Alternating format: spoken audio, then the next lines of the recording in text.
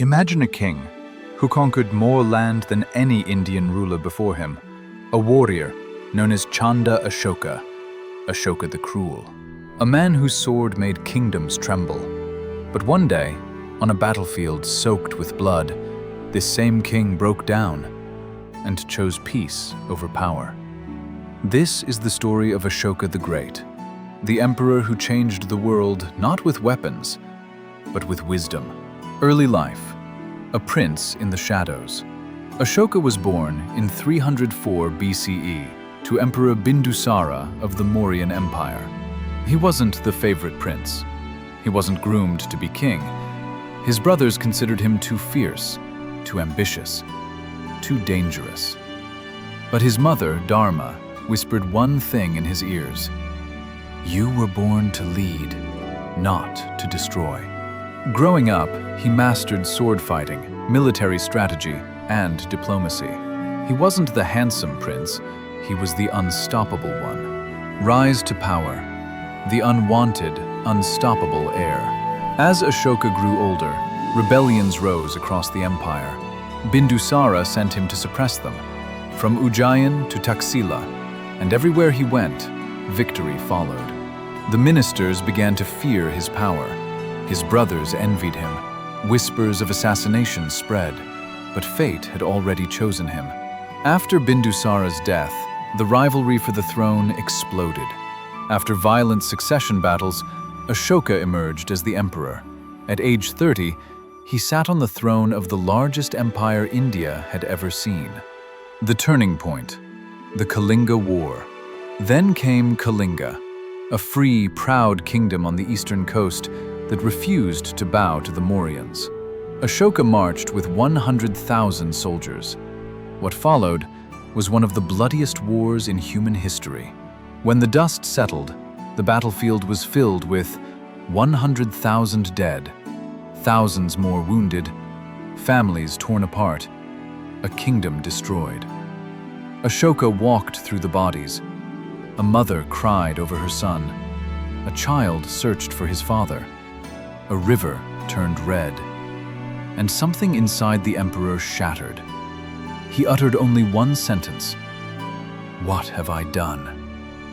At that moment, a conqueror died, and a great human being was born. Transformation: from Chanda Ashoka to Dharma Ashoka. Haunted by guilt, Ashoka decided he would never pick up the sword again. He embraced Buddhism, the path of peace, compassion, and truth. He became not just a ruler, but a protector of life. Plants, animals, humans, every living being. He banned unnecessary killing. He built hospitals. He created roads, rest houses, and universities. He treated his subjects like his children. The empire that once feared him now loved him. The Edicts, messages written in stone. To spread his message of peace, he carved his thoughts on rocks and pillars across Asia. These are known as the Edicts of Ashoka.